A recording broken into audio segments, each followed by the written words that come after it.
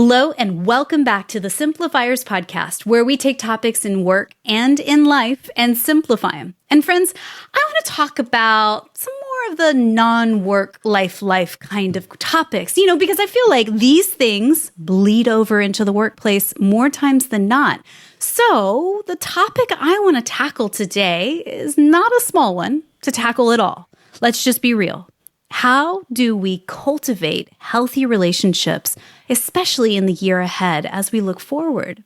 So my special guest today is somebody kind of unique in this regard. She is an actor, a director, a producer, and a writer, and her name is Brianne Davis. She joins us today, and you might recognize her face from series regular and the History Channel 6 and a role in the upcoming season of Netflix's Lucifer. Her first lead role came in 2005 with the blockbuster hit Jarhead opposite Jake Gyllenhaal. And she's also appeared on True Blood, NCIS Los Angeles, CSI Miami, and ABC's Desperate Housewives, amongst others. Brianne released her first book, Secret Life of a Hollywood Sex and Love Addict, a new novel based on a decade in recovery and a little bit of creative license. So I'd like to welcome to the Simplifiers podcast, Brianne Davis. Hey, Brianne. Hey, how are you? I'm so thrilled you're here, and I love speaking to fellow podcasters out there in the world because, like I said, this isn't a small topic to simplify. I don't think there's a 5 tips and a checklist, right, that we're going to be talking about today, right? I wish it was that simple. No, it is not. And, I was thinking about it, like I said earlier, we talk about all sorts of topics here at the podcast, and, most of them may be geared towards business strategy and cash flow forecasting and all the things. But the truth is, if your personal relationships and your personal life are a hot mess, guess what? It's going to bleed over into your work too, right? 100%. And I don't think people understand that. If you have toxic relationships in your life or unhealthy relationships, it's not just like your family or your partner. It literally bleeds in every relationship in your life. Yeah. And so my hope is that when people are listening to you and I today, and I do really hope that we go deep, because I think that there's no way else to tackle such a big conversation, is that we start to see the patterns that may happen in our personal relationships, our family relationships, our romantic relationships, and see the patterns so that we can stop those negative, toxic relationships from happening in our employees, in our vendors and suppliers, and our prospective clients as well, right? Correct. 100%. I completely agree. And I'm willing to go deep and dark with you today. Yeah. Good. Well, I was thinking about it, maybe the best way to tackle this topic is to define what is not a healthy relationship first. What are the warning signs that you might be in an unhealthy relationship? Well, the number one thing I tell my clients and people I work with, and then speaking at recovery centers and speaking all over the world about this, is that the number one thing is if there's anybody in your life that creates drama and brings out the worst in you, that's probably a toxic relationship. If you keep choosing unavailable people that can be your boss, that you want validation and attention from, that is a toxic, unhealthy relationship. If you take on other people's energies, if they're having a bad day, if something goes wrong, if you take that on, that's probably not a healthy relationship, because underneath it all, that means something is missing inside of you. And it is our responsibility to do that work so that we don't take it out into the world and desperately want other people to fill us and give us our self-worth. And replicate it over and over and over again. Yeah. There's a statistic in business that 90% of small businesses in the U.S. fail within the first 5 years. And sure, a lot of that is probably poor money management under the basis of it, or just lack of management skills in general. But I think this stuff applies to it as well. 100%. Literally every business, if you think of, you deal with customers, you deal with people, you deal with humans that are flawed. Right. And we're flawed. So the number one thing, yes, money is an issue, but it is communication skills. It is having healthy boundaries. It is keeping ourselves in check so we don't reach outside of ourselves. and attack other people because they don't know how to show up. And I definitely want to tackle and go into a deep dive of the how, like simple practical tips for people that are listening today that do earnestly want to cultivate and keep healthy relationships moving forward.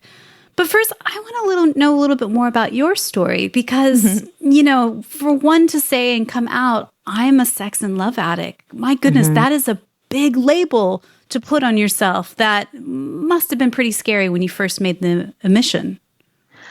Yeah, I honestly, when it came out and I wrote this article for HuffPost, Yes. I never even actually thought it would be out there in the world. What happened is I got my 10 years of recovery in sex and love addiction, and I've been a working actress for 20 years, going on set with a lot of toxic people, a lot of sex and love addicts, and keeping boundaries. So I really worked hard over the years to every relationship in my life was healthy. My parents, coworkers, my husband, my friendships. So when I decided to break my anonymity, the reason I did it and I made that decision is because number one, a lot of young people are struggling with intimacy and connection and their sexuality.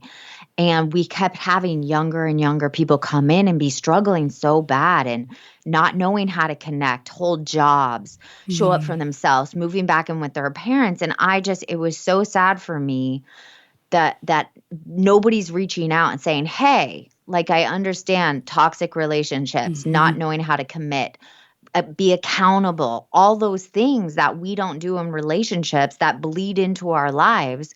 I wanted to be of service bigger than just my community. Yeah. So that's why I spoke out. That's why I wrote the HuffPost article. And by doing that, I then wrote the book to really help people like deep dive. What is sex and love addiction? It's not just about relationships. It's about your own self-love. So yeah, I never was going to come out. I've been a working actor for 20 years, like I said, but I just had this thing that was like bigger than me that I need to be of service, and especially as a woman, because the conversation is always about a man cheating on his wife, going to sex rehab. And it's so much bigger than that I was sick of that narrative of sex and love addictions. There's 30 million people in the United States that have sex and love addiction.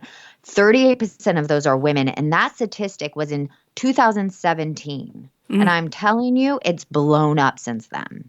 That's incredible. I mean, and yes, you sort of hear the stereotypes of men who are addicted to porn and that's it. But I found I think learning more about your story, it really does stem deeply into intimacy and connection in relationships and what is healthy and what is unhealthy, what is toxic and what is not.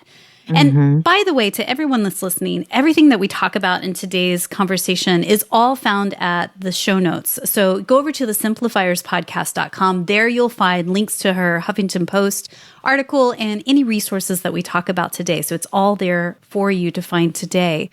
But looking back, I mean, at what point did you realize there was an addiction involved here? How early on?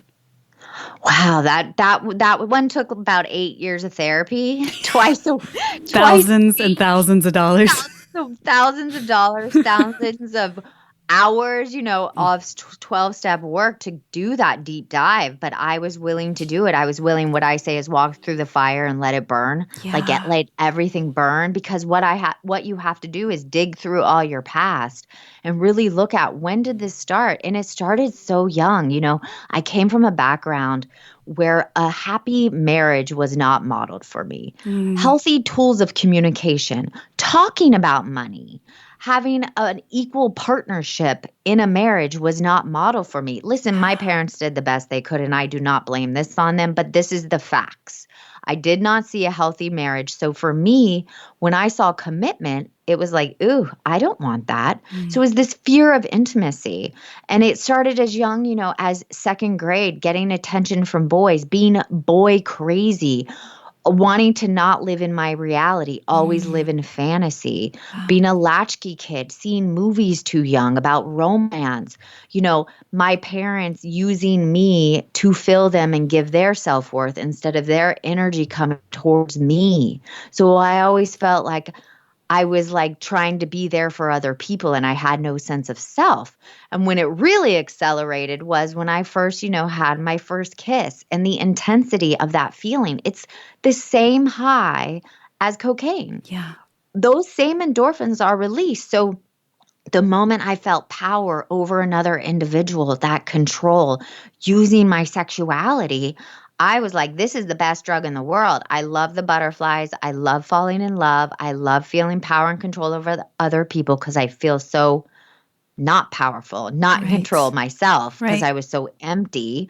So then it just accelerated. I just, boy crazy, boyfriends, cheating, always flirting, always intriguing, going into the entertainment business, which is all about attention and validation. So I really hit my bottom 12 years ago when I was working on set, like somebody died. Honestly, somebody in my life passed away very suddenly. I was in a healthy relation, as healthy as I could be in one. And I found myself on location starting to flirt and intrigue again. And I was like, wait a minute, what is going on? I have someone I care about. I'm flirting with someone I don't even like or know. What am I doing? So it's that like dark night of the soul moment where you're like, I can't keep doing this. And then what I realized, the deeper work is I was wearing a mask on top of a mask on top of a mask, never fully connected to anybody because I was so afraid to be abandoned, fear of loneliness, fear of intimacy, fear of being loved because I didn't feel lovable. So I went out in the world just giving halves, bits and pieces of myself, compartmentalizing, being one person at work, another person at home. And it was exhausting, all the energy I wasted. Yeah. And there's so much there that you said I really want to unpack. First off, if anyone has ever worked in the entertainment business for any length of time, you know what she's talking about there. There is so many layers to your identity and having to compartmentalize certain friends with certain work colleagues, with certain clients and da-da-da-da-da. And there's just a sense of I don't know how to say it, but did you experience kind of a superficial veneer on things, and that kind of when you peel back the onion in it, for me at least, having worked in entertainment for 20 years plus, is never enough. I'm not young enough. I'm not experienced enough. Pretty enough. I'm not thin enough. I'm not, tall enough, short enough. And so that insecurity that's deep rooted in there, and I dare say men experience it just as much as women, maybe 100%. in a different way. They're actually more insecure. Yes, they are. The men I work with, the actors, and they feel it just as much as us women. Yeah. And they feel it maybe in different shades because, the power structure still kind of leans towards them. Let's be real. But I think that when you play in a bubble like that, it's hard to really know where you stand. And I could see, as you say, you find power in manipulation. And utilizing your feminine prowess or otherwise to control, because there's so much that's out of control, right? 100% correct. And it's like you're always trying to give other people what you want. And it's all based usually on looks and yes, your performance and all that. But it's not based on this like amazing spiritual, rightness. It's based on this, like, what do you need from me? Who do I have to become? What do I have to do to get you to love me, to get you to hire me, to get the validation? And the unfortunate part is, yes, you can hit a high and a peak in your career. You can be on that billboard. You can be on that series, which I was, and then find out, wait, that doesn't complete me. That doesn't fill me. Yes, I love my job, but these people that I'm working with are not my family. Because I realized every time I got a job, I wanted it to feel like a family unit. Like we were all in this together. And it's like, no, you go do your job. You're a worker among workers and you be professional and you don't try to get other people to fill you at your job. And then you go home and you be in your reality. So it was like living in how do you live in fantasy and then go back to your reality in a healthy way? Right. And I imagine being an actor as well. I mean, that's what your job is all about is, stepping into a fantastical role, playing a part. But then I also imagine, the ability of having any sort of job security is Like pure torture. Pure torture. Unless you're signed on a multi-series contract, right? But you don't know when it's going to end. Yes. Every time any actor's on a series and they're a series regular, you sign your life away. You sign 6 years. Like I signed 6 years. We did 2 seasons. And they can fire you or cancel the show at any time. Or kill you off.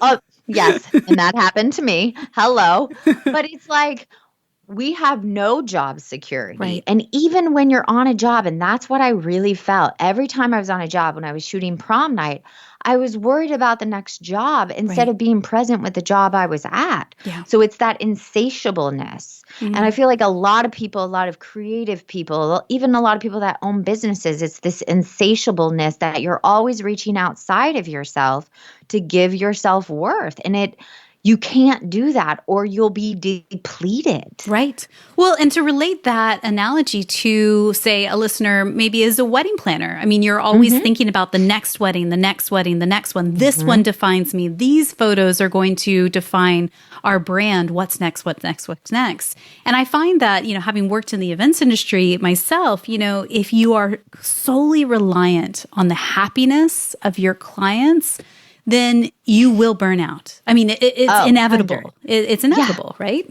Oh my God. Yeah. I mean, you will burn out if you are relying on anybody's energy to complete you or fill you or give you that validation. And that is why I spoke out, because it's a form of love addiction. Right. It's a form of love addiction to reach for your clients and thinking these photos are going to make your business blow up, or this person's going to then lead to this and then this. And it's just like just being okay exactly where you are and who you're with, and not giving out your energy or taking anybody else's to fill you. And I imagine also, if you had come from the corporate world, let's say you had a good company culture where you were doing regular check-ins with your manager and you had annual reviews and they were always validating in you and pointing you in the right direction, developing your career. Let's say that was you and your magical scenario. And then you jumped off and you started your own business.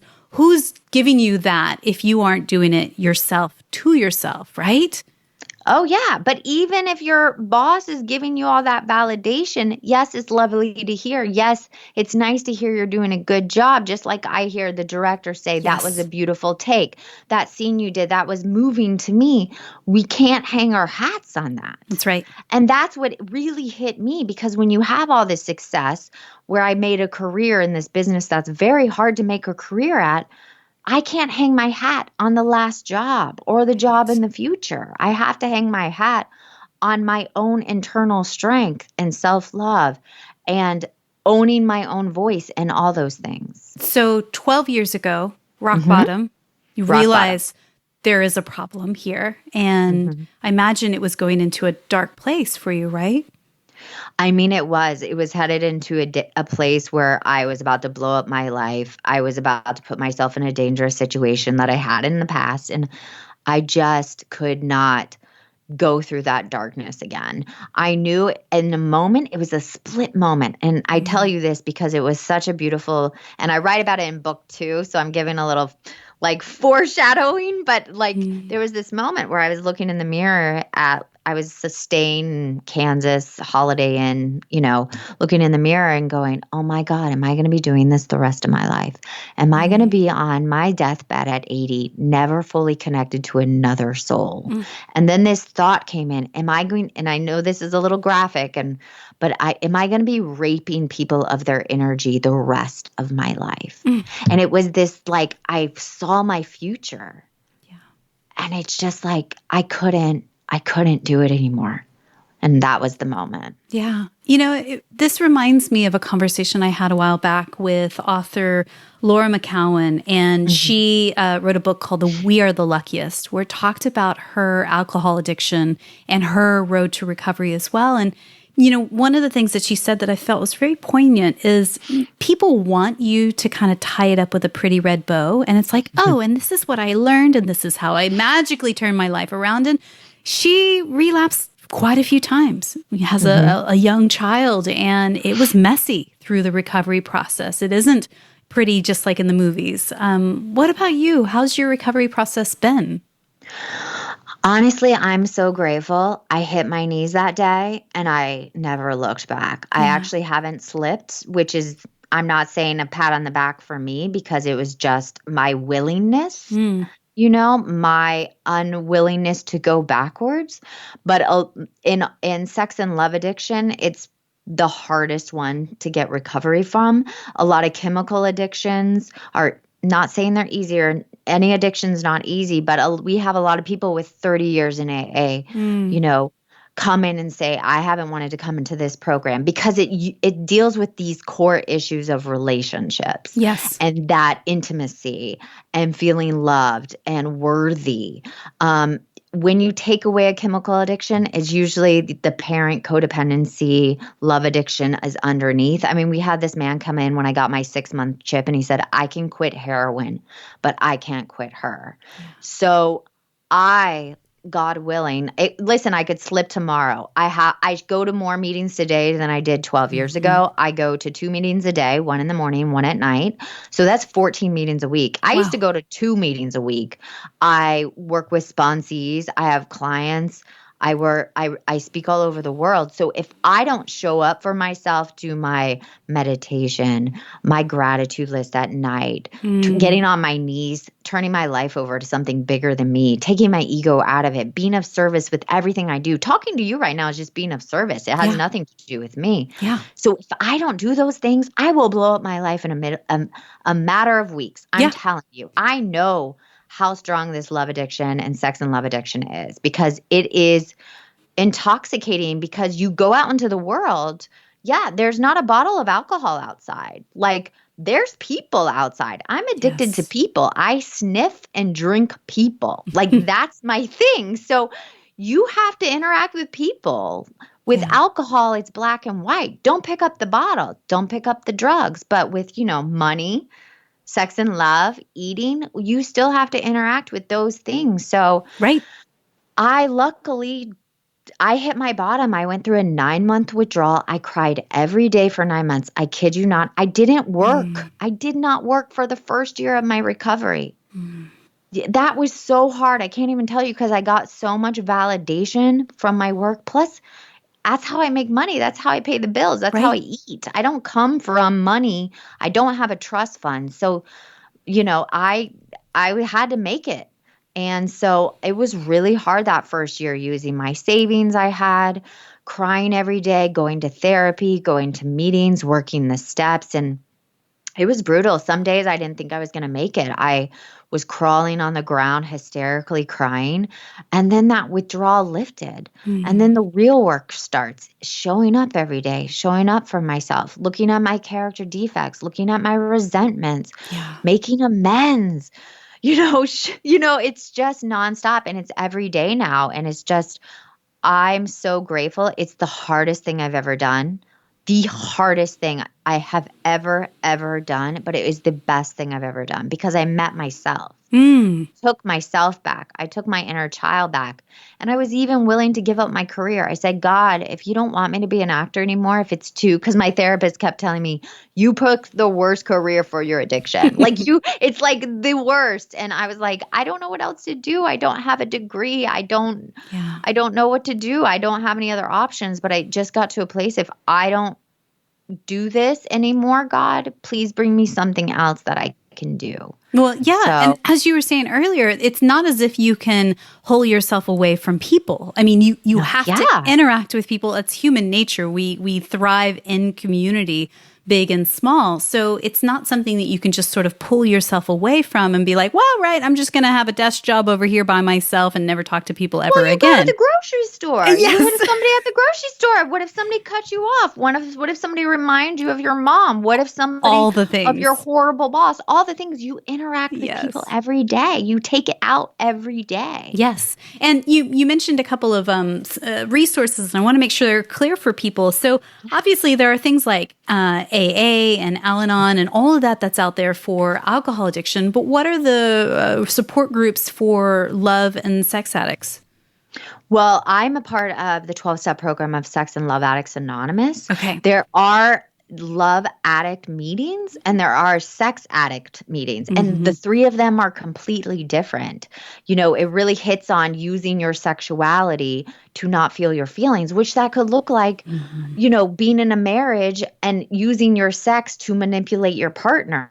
Like, you can be a sex and love addict and never had a one night stand. I have never. Not had many sexual partners. I have never. But I have manipulated other people with my sexuality. Yes. And the love addiction side is where we get codependent, where we go for unavailable people, meaning family members, friends, coworkers that you want to like fill you. So it's this love and sex addiction is a huge one. So I'm an advocate for it because it hits all relationships. Then another resource that I love is the 40 Questionnaire of Sex and Love Addicts Anonymous. You can type in 40 questions, go in the show notes, and it's these 40 questions. It breaks it down, and they say if you get more than 5 yeses, you might have a problem. So I would look at that. I also love the codependency book. Love addiction book is great. But yeah, those are the things that I have used. So I hope that helps somebody. Or you can read my book if you just want a fun book that, you know, talks about sex and love addiction, but it's written like a movie or a TV series. So I wrote it like a novel where it's like really fun. And you can feel for the main character, Roxanne, but you also are learning something. And I'm really proud of it. And I think sometimes a novel is really nice as a palate cleanser because a lot of times, you know, especially as entrepreneurs, we have all of this huge stack of professional development books on the side of our nightstand that aren't getting read, that sometimes it's nice to have a novel to enter into story and understand the basic premise and then start to, you know, take an examination onto your own life, look into the mirror of your own world and go, where are there similarities? Where are there places where I'm making poor choices? Because that's at the end of the day, what's really happening is whether you're conscious or unconscious of it, it's the making poor choices repeatedly that is doing damage to your life, right? Yeah, I mean, and that's to why others. I wrote it. Yeah, that's why I wrote it. I wrote it because every book I've ever read, even the books I named, they're so educational and they're so clinical and they're depressing. And you read a page and you're like, ugh, and you throw it against the wall. I mean, there's this one book I read and I could not get through a page of it without like, oh my God, it's too heady. I don't relate. I kind of recognize, or it's like, it gives me the creeps. So I really wanted to write something where it was entertaining. It's like watching a Netflix show. And then you're like, wait a second. I used to do that. I go back to that unavailable boss that never responds to my emails, or I go back to that friend that ghosted me when I needed their help, or I go back to that guy that doesn't show up for me and is always unavailable. And I just wanted someone to, every single person can read it. I mean, my mom read it. And when you read my book, you will know that is an uncomfortable situation because it goes really dark and graphic because I wanted the audience to get in the mind of a sex and love addict that is trying to get recovery in her first year and the ups and downs of it.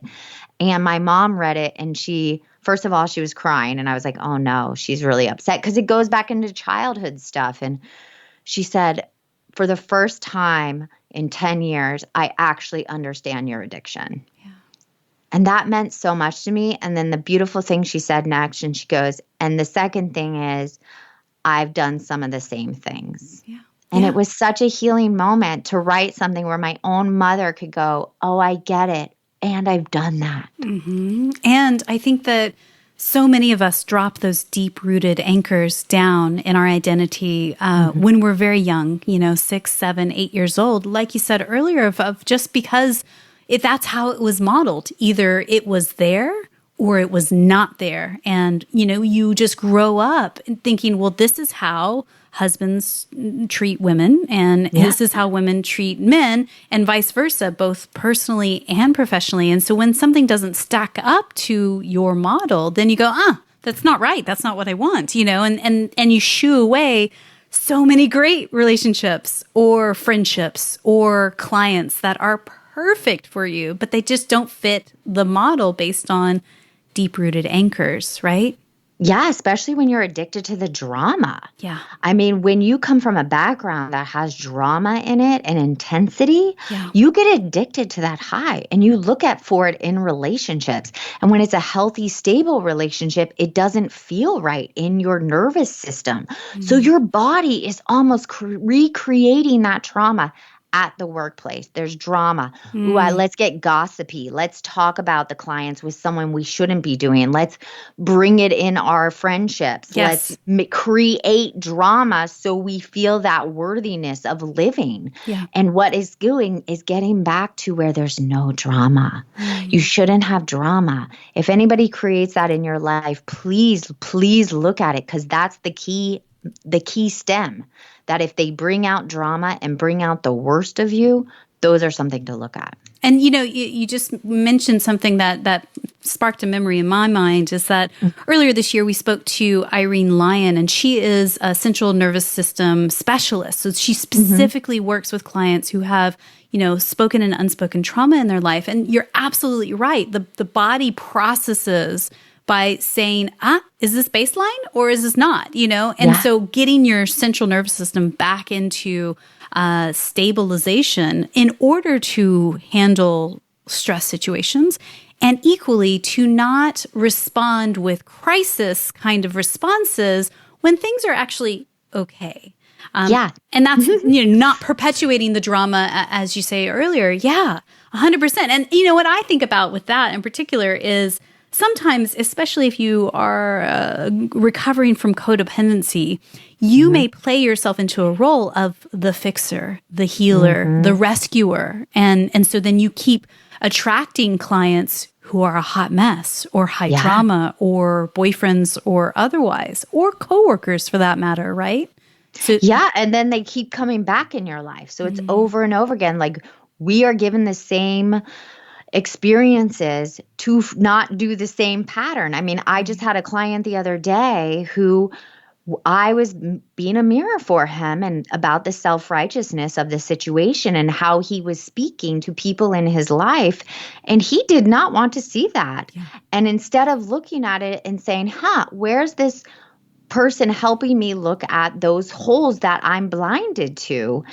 And instead of looking, he retaliated and didn't want to see it. And he lashed out. Yeah. He came at me and attacked. And I get it. It's the fight or flight. It's the not wanting to look and not wanting to confront. I get it. But I then have the choice. Do I want to still work with this person? Is that behavior tolerable? And for me, it wasn't, because it's not worth it to me. And it's okay to say, I don't want to deal with this behavior anymore, and I will not accept it. And you are allowed to move on to the next and make room in your life for people that are not in the drama and in their trauma. And the main thing I love to say, if it's hysterical, it's historical. Yeah. And if you have to defend it, then you're probably in the wrong somewhere. Yes, 100%, 100,000%. Yes. Go back or listen to the last minute, and if you need that as a pep talk. And you've devised these 10 rules to live by. Can you give us a high-level overview of them? And maybe let's deep dive into one or two. Yeah, I mean, they really hit, some of them are very similar to the 12-step. They're just in a different way. So it's like rule number 2, believe in your own form of God, not anyone else's. But one I really love is rule number 3, walk through the fire and let it burn. Let everything burn so you can heal, so you can go into yourself and see, where am I so empty and I'm going outside of myself? Because that's where you find your core strength in any situation. So that one I love. And I really love rule number 4. It's to heal and move forward. You have to look at the why. And rule 5 is one of my favorites. Adult up. Admit to your mistakes. Yes. And then I know there's so many, but number 6 is the hardest for me, and it's still the hardest. It's the compare and despair. Stop questioning your worth. And they just go on and on. But yeah. Well, and I think that's it. It's step 1 in Alcoholics Anonymous, right? Like when you acknowledge that there's a problem here, that's the very first step in any sort of change management, really. Acknowledge the situation for what it is. No judgment, no shame, no otherwise. Just acknowledge it. Step 2 is, process the feelings and emotions and thoughts that are underneath it. Like start to peel back that onion and get to the core, as you're saying. And then, it sounds very simple, and it very rarely is, but step 3 is to think another thought, to choose another action, and you can't hop, skip, and jump over one to the other. You have to acknowledge, you have to do the work, and then you have to cognitively choose a different action. And Yeah. And it's a whole process, and you have to give yourself the grace to go through that process. Right. And it's not going to be pretty. Right. When we heal, when we move forward, when there is change, it's not pretty, and that's okay. And I really tell my clients and people I work with, it's okay not to be okay right now. Yeah. And allow yourself that this is not forever. This is just a process. Yeah. And I think it's a beautiful reminder, because I think we forget that it's like, oh, well, that's who I am. That's who my parents said I was when I was little. I hate it's a lie. That saying more than anything. Right? We can It's change a cop-out. At any point. You owning. Yeah, it's you owning your character defects when in honesty, you can change. People change. If anything, I have seen thousands and thousands and thousands of people completely change the way they are. They just were willing to do the hard work. Yeah. So many people don't want to do the hard work, just like they don't want to do the hard work in business, which like they don't want to do the hard work. They want the quick fix. They want the swipe left, swipe right, find the perfect person, the soulmate to complete me. And it's like, no.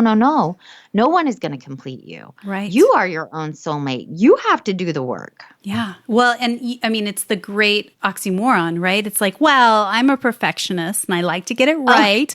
So if I can't get it right, then I'm not going to do anything at all, right? And then you just sort of stay in the hamster wheel of busy and fill your life and your schedule and your mind with whatever.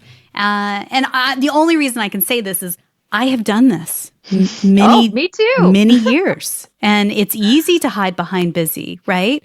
And not actually do the deep work that's at play. So talk to me about boundaries. Like, how in the world do we create better boundaries for ourselves in relationships, both personally and professionally? It's the pause. It's you got to pause. So if situations arise with somebody in your life and the initial hit is ouch, or like something is done, you have to have the pause because that might not be your true feeling. It might be a reaction to something historical, like I said. So always have the pause. The pause is where we find our gold. So it's the pause. And then you really think like, is this real? Did this really occur? Is this a fact? You run through those and look at them like, is this person attacking me? Am I being abused? And if you see like these questions like, yes, that made me feel bad. Yes, this person attacked me. Then you have every right to set up a boundary with that person and say clearly, hey, when you said that to me, it really triggered me and hurt me. Can you please moving forward not do that again? And then if you cross someone else's boundary, be willing to hear it. Be willing to hear, you really hurt me. That's not okay. And then course correct and say, moving forward, I will not do that again. But there has to be no ego. You have to have humility. You have to be humble. And you know that people make mistakes and you make mistakes and we're all flawed humans. Yes, 100%. And if you guys want to hear more episodes specifically on the how-to with setting better boundaries, man, I've got some great episodes for you guys. Nancy Levin, Terry Cole, both ladies, incredible. And go back into the history and the archives of the Simplifiers podcast for that. Brianne, I just love hearing your story and, just your honesty as well. If you guys are curious about her book, I encourage you to go out and check that out. Secret Life of a Hollywood Sex and Love Addict. And also to tune into your podcast, Secret Life Podcast. Tell us a little bit about that one. Oh, my God, it's one of the best things I've ever done, too. I woke up during the pandemic after HuffPost was released. Yes. And it hit 2 million people in the first month. And I got a flood of, thank you so much. My mom was like that. My dad, my brother, me, blah, blah, blah. And I kept thinking, wow, this last bit of shame and stigma I didn't know I had was finally released. It was like I was a whole person because I had my community of sex and love addiction that I just worked with, my coworkers, my friends, people on set. But it was like I was finally a whole person and I had no stigma and shame anymore. And I just woke up one morning during the pandemic and I said, Secret Life Podcast. It was 3 a.m. Secret Life Podcast, giving other people a chance to let go of their last bit of shame or secret from the past or present. And I never wanted to do a podcast, wasn't interested in it, but I got a $40 mic. I asked a couple friends and I'm like, can I interview about a secret and we can change your name? Yes. And it just blew up. We're on our 75th episode. We have 100 in the can still. And most of them are anonymous from people all over the world. I changed their names. Some of them are celebrities sharing their secrets from the past or the present and how they've grown from it or how they're still walking through it. And it's just brought so much recovery for me and being of service and just connecting to one other person for the listener.